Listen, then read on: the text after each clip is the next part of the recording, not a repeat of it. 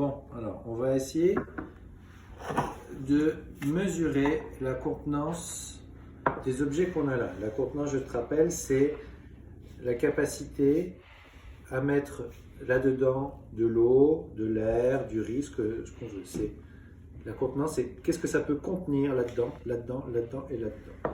Il faut savoir lequel a la plus petite contenance et celui qui a la plus grande contenance. Je vais d'abord faire un premier classement, d'abord par estimation visuelle. Je vais me dire, alors celui-là, je pense que celui-là c'est celui qui a la plus petite contenance, ou alors peut-être celui-là. Je vais peut-être faire comme ça. Je pense que celui-là c'est la plus petite contenance. Ensuite celui-là, celui-là, celui-là, celui-là et celui-là. Comment est-ce que je peux faire pour m'assurer que celui-là c'est la plus petite contenance? Eh bien, je vais procéder par transvasement. Ça veut dire que là, je vais mettre de l'eau au maximum, jusqu'en haut. Voilà. Bon. Si celui-là, il arrive, si l'eau qui est là-dedans arrive à rentrer là-dedans, eh bien, ça veut dire que celui-là, il a une plus petite contenance. On va essayer, je vais essayer de ne pas faire tomber d'eau. J'ai fait tomber un tout petit peu d'eau, mais il y a quand même une grande différence.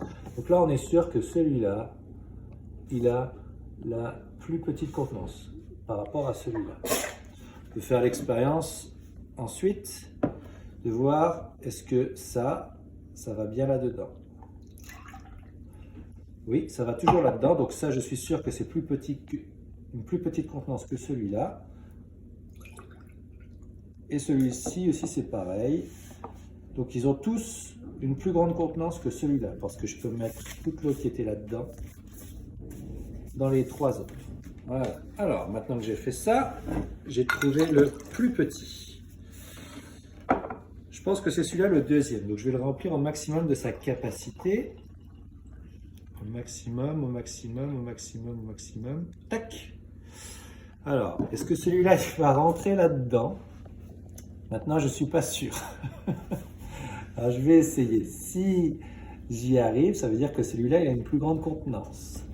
Alors, hop.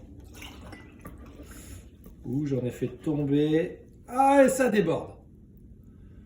Donc, qu'est-ce que j'en conclus? C'est que je me suis trompé. Que maintenant, je peux tout nettoyer.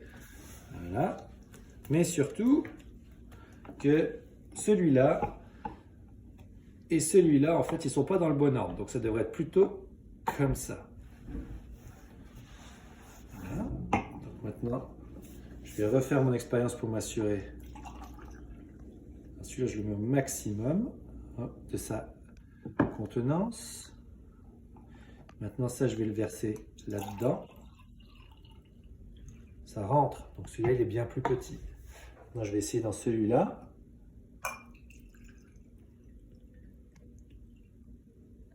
Ah, ça, alors j'en ai fait tomber un petit peu à côté, donc je pense qu'il faut que je refasse. Donc, a priori, celui-là, il a une plus petite contenance que les deux autres. Okay. Maintenant, alors je pense que c'est peut-être celui-là. Je vais le remplir à toc. Toc, toc, toc.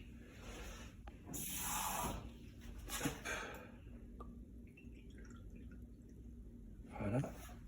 Et celui-là, je vais essayer de le mettre là-dedans. Et ça déborde. Donc, qu'est-ce que ça veut dire? Ça veut dire que celui-là, il a une plus grande contenance que celui-ci.